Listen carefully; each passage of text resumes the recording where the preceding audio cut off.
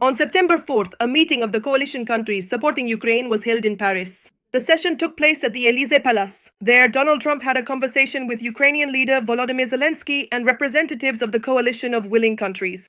As the president of Ukraine stated, they discussed in detail the readiness of each of the coalition countries willing to contribute to security on land, at sea, in the air, and in cyberspace.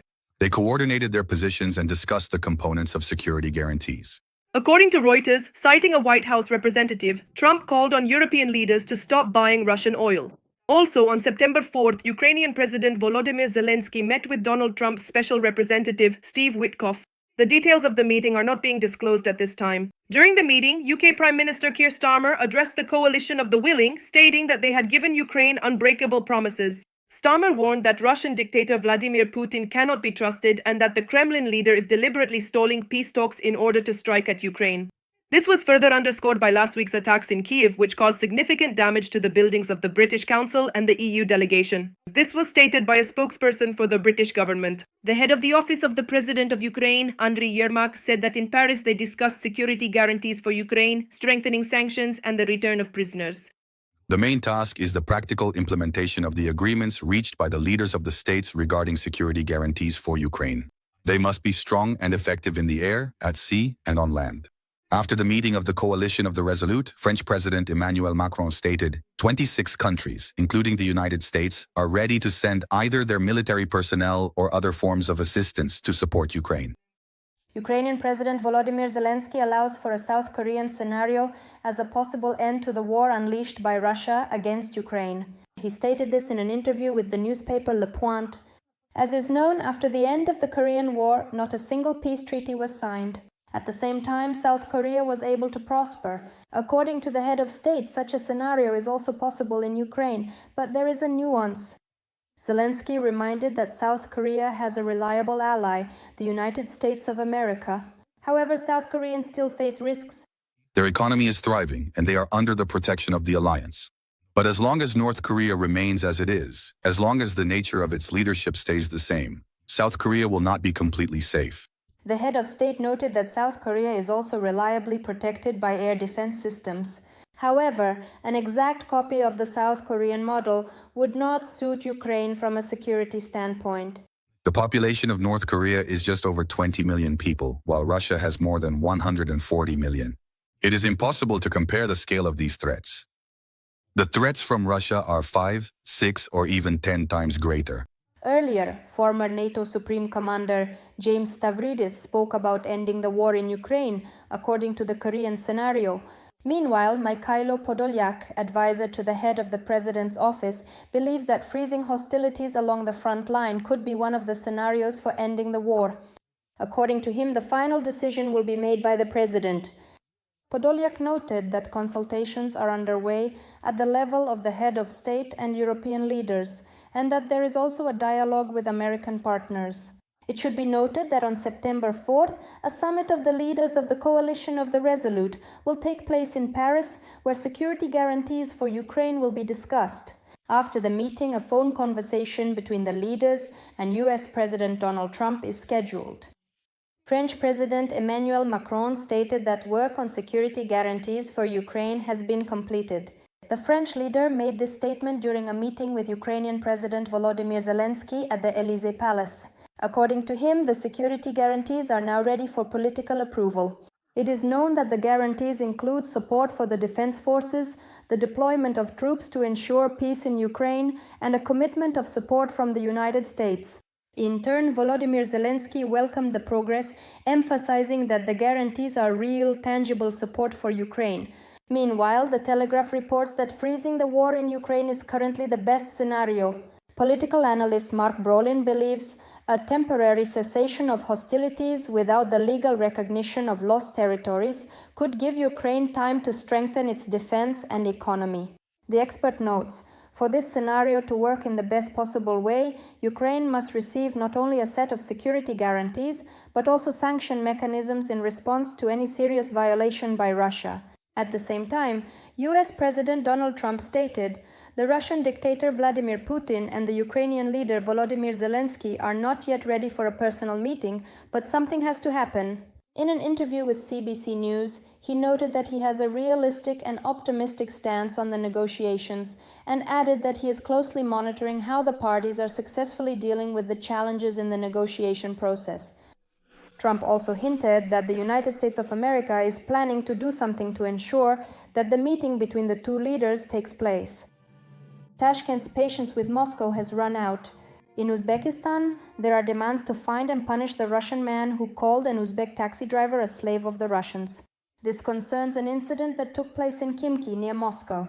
There, according to eyewitnesses, a local resident began to rudely insult the migrant driver because his car had temporarily blocked the entrance to a courtyard while waiting for a garbage truck to pass.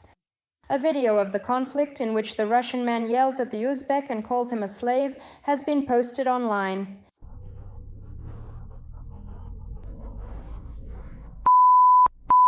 Don't open your mouth.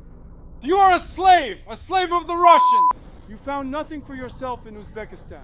It is noted that the taxi driver calmly asked the Russian man to stop the insults, after which he got into his car and drove away. The Ministry of Foreign Affairs of Uzbekistan has responded to this incident. The press secretary of the Ministry of Foreign Affairs of Uzbekistan, Akror Burkanov, stated, An investigation is being conducted into the incident, which caused widespread public outcry in August. In this regard, an official note was sent to the Russian Ministry of Foreign Affairs with the aim of identifying the person captured on video and taking legal action against him. This is far from the first case of aggression against migrants in Russia. Uzbeks, Tajiks, and Azerbaijanis face discrimination and insults from Russians directed at them. Moreover, at the state level, there is a so-called hunt for migrants. Large-scale raids on foreign citizens are being carried out in various regions of Russia. It should be noted that because of these raids on migrants, Russia has already severely damaged its relations with Azerbaijan. In June, the Ministry of Foreign Affairs of Azerbaijan reported detentions and killings of Azerbaijani citizens by Russian law enforcement officers in Yekaterinburg. The ministry demanded that the Russian side punish those responsible. China has responded to the statement by US President Donald Trump that Chinese leader Xi Jinping, Russian dictator Vladimir Putin, and North Korean ruler Kim Jong-un have conspired against the United States. Sky News reports this. As is known, Trump made this statement after the large-scale military parade that took place in Beijing on September 2nd. Russian and North Korean dictators were present at the event. The US president closely watched the historic military parade in China. His reaction to the events was sarcastic. Please convey my sincerest congratulations to Vladimir Putin and Kim Jong-un, who are conspiring against the United States of America. In response, the Chinese Ministry of Foreign Affairs stated that their country never targets any third party when developing diplomatic relations with other countries. The Kremlin responded to US President Donald Trump's statement about an anti-American conspiracy. In particular, the Russian authorities expressed hope that the statements made by the head of the White House were ironic. Kremlin advisor Yuri Ushakov assured that supposedly the leaders of the Russian Federation, China, and North Korea were not plotting any conspiracy at the parade in Beijing. No one was organizing any conspiracies, no one was scheming anything, there were no conspiracies. Moreover, no one even had such thoughts. None of these three leaders had any such thoughts. Many global media outlets wrote that Xi Jinping's parade casts a shadow on the authority of both Trump himself and the United States as a whole. According to journalists, this event is intended to demonstrate China's leading role in the current world order. The New York Times wrote that Xi Jinping sent an important message to the West through the military parade. This is the largest display of power and diplomatic influence in recent years. The parade was overseen by the PRC leader Xi Jinping, who was accompanied by about 20 other leaders. It was a rare gathering of autocrats who positioned themselves in opposition to the US-led world order. Gazprom's and dictator Vladimir Putin's announcement about an agreement with China on the construction of the Power of Siberia-2 gas pipeline has not been confirmed by Beijing, according to the Washington Post. Gazprom head Alexei Miller earlier announced the signing of a legally binding memorandum to increase gas supplies to 106 billion cubic meters per year. Putin repeated these words, emphasizing that the parties had finally reached a consensus. However, the Chinese authorities and the China National Petroleum Corporation did not comment on the memorandum. And in the communique following Putin's visit to China, there was only mention of cooperation in infrastructure and energy, without reference to the project. Alexander Gabuev, director of the Carnegie Russia Eurasia Center, commented on the Russian side's statement to the Financial Times. A legally binding memorandum without a price and deadlines is not a final agreement. According to Gabuev, the only real deal was the decision to increase the flow through the existing Power of Siberia-1 route. Whereas regarding Power of Siberia-2, China merely indicated its interest in the project and agreed to the route through Mongolia. But the price and terms still need to be discussed. Vadim Denisenko, head of the analytical center Delovaya Stolitsa, commented on the situation with the Power of Siberia-2 project. The Chinese are a country that easily signs memorandums. That is, they find it very difficult to sign contracts, but very easy to sign memorandums. In other words, this is their diplomatic tradition. And because of it, there is often a lot of confusion. Denisenko clarified that, in his opinion, with the parade in China that took place in early September, Xi Jinping declared that the PRC is the second pole of the world. We are starting to shape not only our own agenda, but also beginning to shape the global agenda.